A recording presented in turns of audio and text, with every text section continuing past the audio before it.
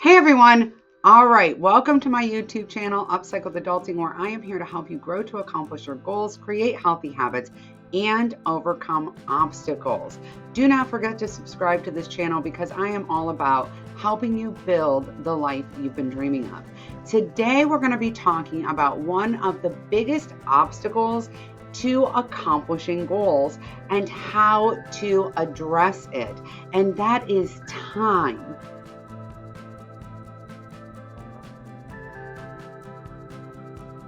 So many people speak to me and tell me that they struggle with finding the time to work on their goals, with making that a priority in an already extremely busy life. Now, this is something that I know a lot about. I have 5 children. 2 of my children have special needs, and we've been running businesses out of our home for over 20 years, which means that there's always a lot happening in our households. And we don't have an extensive support system. I don't have a lot of people I can call on and say, hey, can you just come over and hang with the kids so that I can get blank done or blank done? This has always been something that has been challenging for me. And when you add on top of all of this that I struggle a lot with executive function and time blindness, that makes everything that much worse. Now, if that is you, you struggle with time blindness, you lose time, things like that, make sure that you check out my small step video about how to get control of your time, because that's going to be absolutely key. But for the rest of you, or if you've already seen that video and you're still like, my schedule is jam-packed, Cassie, and unless you have a magic wand that's going to give me 3 more hours in the day, I'm not going to be able to get it done. This one is for you. I'm going to actually tell you how to find more time in your day. And some of you might struggle with this, but believe me, this is 100% well worth it. What I have found or noticed with myself and my clients is that we tend to have a lot of stuff in our schedules or in our daily planners that we really, really can reduce, minimize, let go of, or share. In a lot of cases, we simply struggle to do this because we really don't know how. We're so busy that taking that deep dive and that deep look at what's happening and what's keeping us so busy is actually preventing us from getting control over our schedule. So I am going to, for the first time ever, tell you that I don't care where you get this time from. You must take a good solid half an hour to an hour to take a really close look at all the things you're doing so that you can see what's really happening. Now, you can do this through time tracking, which I recommend, and take control of your time. Or you can do this by writing down everything you do in your planner. Most of the time, we don't do that. We write down our appointments, we write down our to-dos, but we don't write down our to-dos. To-dos are the things that you're doing, but you're not even thinking about. You just do them on routine. You set the table, you get ready in the morning, maybe you commute to work. There are things that you're doing that you don't necessarily have a lot of awareness around. And when we actually start keeping track of that, we can really get a much better picture of where our time is going. I'll never forget when I started doing this because I really wanted to fit a workout into my day. And I noticed that I was spending 3 hours a day watching Netflix. Now, listen, I have nothing against Netflix. Netflix is still something that I love to do. I incorporate it in my day every single day. But when I had to get real about the fact that I didn't have time to work out, but I did have hours to watch Netflix, it made me much more aware of where I could take some time in my day and shift it around so I could get that workout in. That's just real. One of the other things that I discovered about how I was allocating my time is that I was allocating my time to things that didn't really move the needle and didn't really matter that much to me. I have talked to many, many people, and I found that most of the women I speak to really struggle with this. We are deeply, deeply indoctrinated to keep our houses looking a certain way and to keep ourselves looking a certain way and to keep everything else looking a certain way. And we spend a lot of time doing it, even if it doesn't really make a difference to us or move the needle. We feel like we should have a home-cooked, balanced, healthy meal with at least 3 components every single night.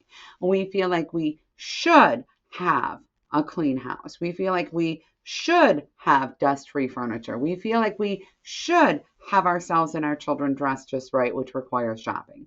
We do this all the time. So the very first thing that I say is to look at all the things that you are currently doing and eliminate things that you're doing because you think you should.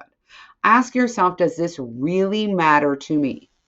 Does it really matter to somebody in my home that I love? Does this support them and does this need to happen? There are things that I do in my daily life that aren't that big of a deal to me, but I know that they make a big difference to my kids or to my partner. And I know that they make certain things in our house run easier, right?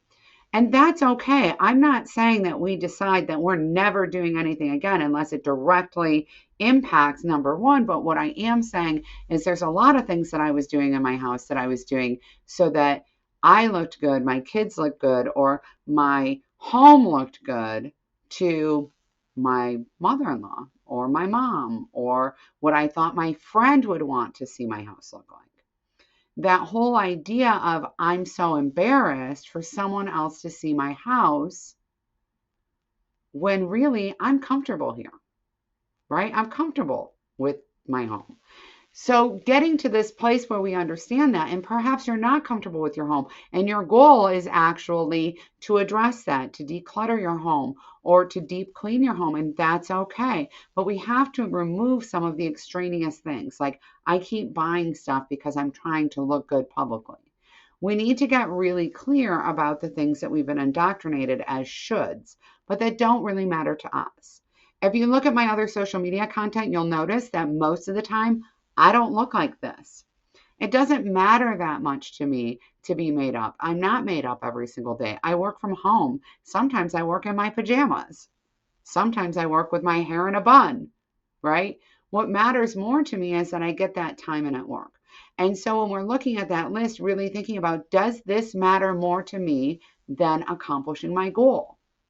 In the big picture, does this move the needle more than accomplishing my goal will? That makes a huge difference. And that doesn't mean cutting back on rest or sleep. Listen, most of y'all aren't sleeping enough already. Sleep increases productivity. It increases creativity. Sleep is one of the most efficient and effective things you can do with your time because it makes you more clear-headed. It gives you the opportunity to think outside of the box. It improves your judgment. It improves your mood. It improves your cognitive function. So this is not, I see myself sleeping 10 hours a night. That's the thing I need to cut back on. No, it is not. But what you might need to cut back on is, are you cleaning your baseboards? I mean, I see people on social media and in crowdsourcing groups I'm in cleaning things that I would never imagine prioritizing with the goals that I personally have. That's just the way it is.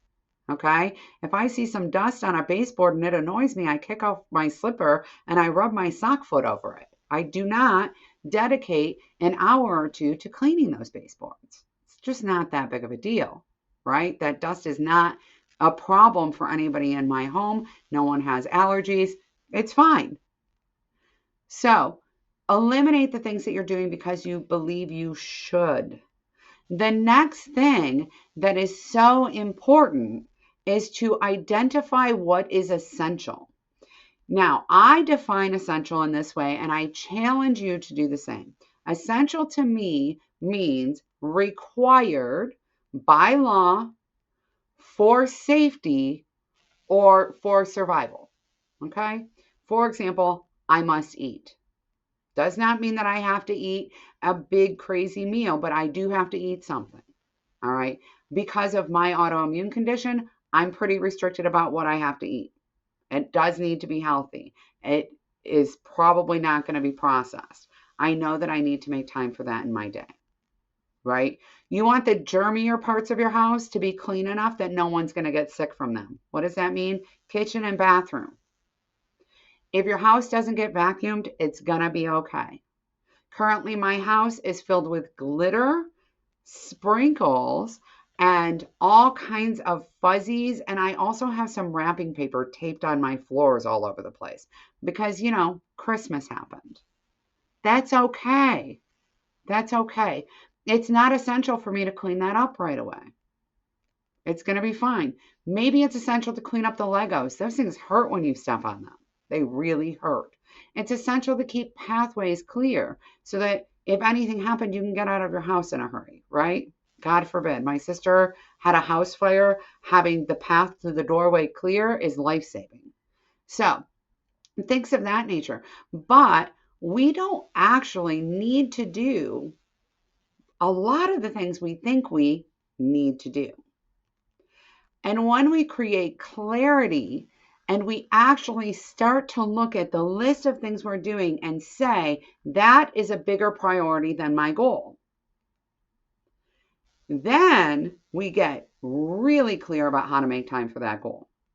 Because every single thing that appears on your to-do list or your to-do list or in your schedule, you need to be able to say that is more important than my goal if it's preventing you from working on your goal. Now, listen, if you have time to work on your goal, you don't need to worry about that. You can schedule in extra things that you just enjoy doing. You can be like, oh no, I hate when my rug is, messy, or I hate when there's stuff on and I'm just going to vacuum because I have time to do that. But when you actually look at your list and you say, vacuuming is a bigger priority. It is more important to me to vacuum my house every day or every week because I have dogs than it is for me to eat a healthy meal, for me to start writing that book, for me to build my business. Then you're going to get really clear about where to make the time.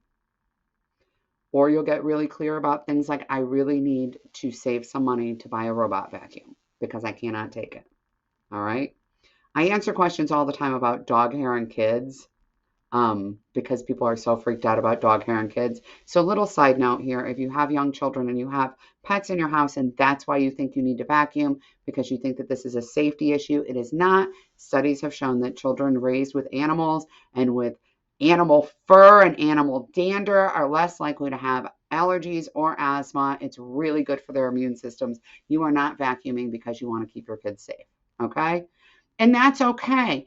I get it. There are certain things in my house that I'm like, that will bug me to the point of distraction. That will actually prevent me from doing my goal work. And so I'm going to need to do that, or I'm going to need to delegate it. And the last thing I want to say about this is it is not 100% your job to do 100% of the things. We tend to think that this is the case. This is not the case. Anyone who lives in your home needs to be contributing to your home. People who work in the office with you need to be pulling their share at work. People in group projects with you at school, they need to be doing their part. You are not responsible for everything and everyone else's stuff and everyone else's feelings. You are responsible for you. It's time that you make time for you. It's time that you get clear on the fact that most of us are spending at least an hour a day hypervigilantly trying to figure out if we said the right thing, if we did the right thing, if we need to do this, if somebody's going to be mad at us if we don't do that. That's time we could be spending working on our goals. It's very time consuming to do that. I highly recommend you just get out a notebook and you write all this stuff down and vent it out of you so that it is not crowding your brain. We spend far, far too much of our time navigating the things other people think we should, navigating the things we think other people think we should. When I stepped back from this, it was really interesting because I realized that a lot of the things that I was prioritizing, a lot of the things in my schedule, a lot of the things that were preventing me from working on my goals were things that I thought somebody else valued or I thought were really important and had to be prioritized, but that the other person didn't care at all. They were also things that other people were willing to help with, but that I was holding on to like the ring in the Lord of the Rings, right? I was like, precious. Okay. But that I was holding on to because of my own beliefs about proving my self-worth or proving my value. We have to let those things go. You matter. And what you're doing right now is modeling some very, very unhealthy, unsafe behaviors to all the other people in your life. You are not doing anyone a favor. You are not helping. You are modeling really dysfunctional behavior to your children and to other people in your life. It is time for you to take a really hard look at where your time is going and to actually fit yourself in like you matter to yourself in your life. That's the way it is. Do not forget to subscribe to this channel. Do not forget to rewatch this video anytime that you need to be reminded that spending time on you is worth it, because it really, truly is. You are 100% amazing, and you deserve, absolutely deserve, to live the life you've been dreaming of. And this is how you're going to make that happen. Bye, everyone.